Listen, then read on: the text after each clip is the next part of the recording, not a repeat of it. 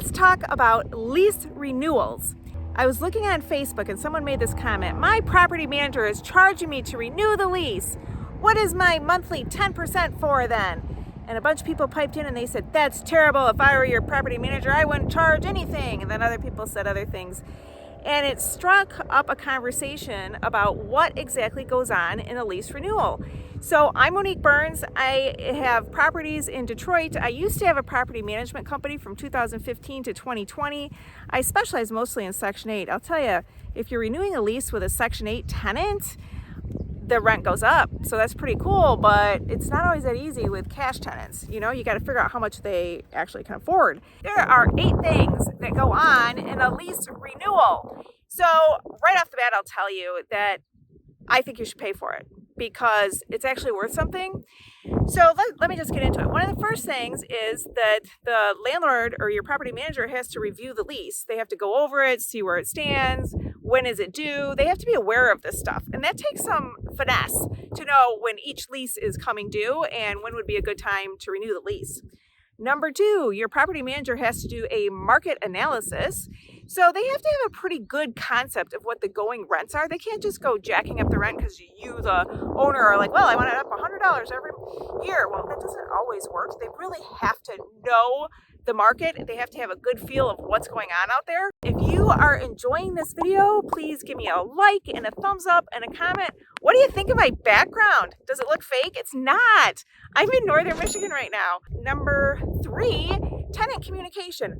That can be a challenge right there, well worth paying for, is communicating with the tenant, because if you call somebody and say, hey, I'm raising your rent, they don't say, yay.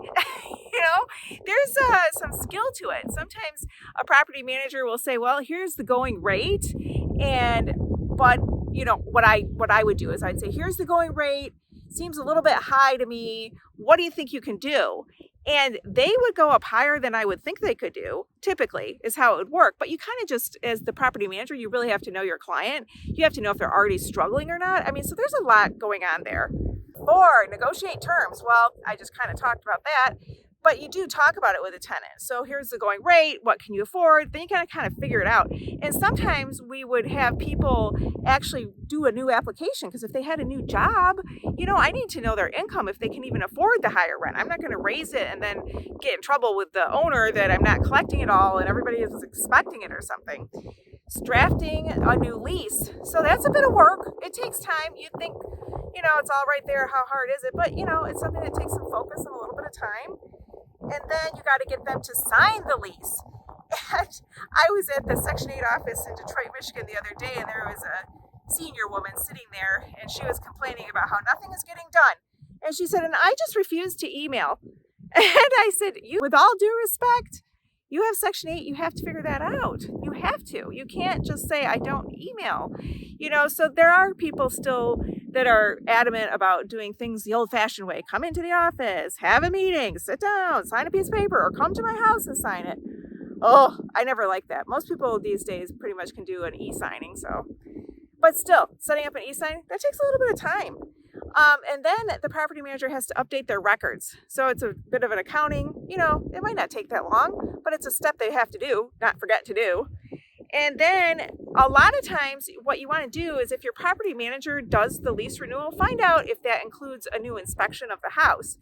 And that can be good or bad, because, you know, if they go to check out the house and say, well, how is everything? Do you need any maintenance? I don't know a single tenant that's going to be like, no, it's absolutely perfect.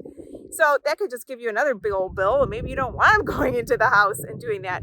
And the property manager probably already knows the condition of the house anyway. If there were maintenance calls, you know, within the last few months, they know if you've got a slob of a tenant or a good tenant. You can pretty much tell that with the first maintenance call. And if they are a slob of a tenant, then you got to wait. Do you want to evict them? Do you not want to evict them? You know, what's the turnover going to be? So those are the things. But also what came up in that Facebook post was about the price. And like I said, I do think you should pay for it.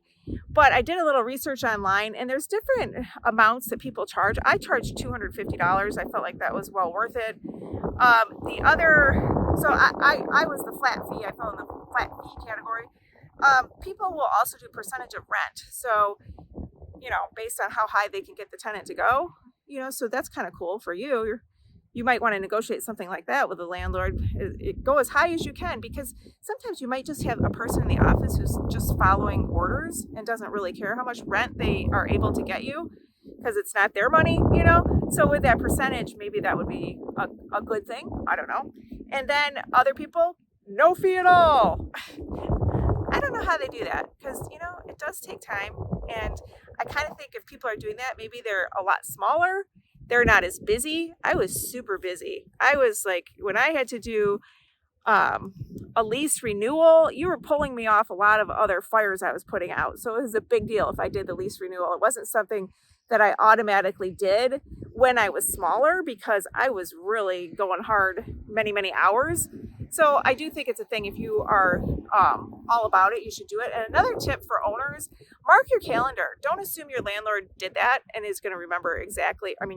Don't assume your property manager is going to remember exactly to do that. Just mark your calendar and say, hey, is it about lease renewal time? You know, give them a 2 or 3 month heads up that you're looking for this, and maybe set your reminder to remind them as they go, because we put out a lot of fires and they can be very distracting. So that's what I have for you today. So thank you so much for watching.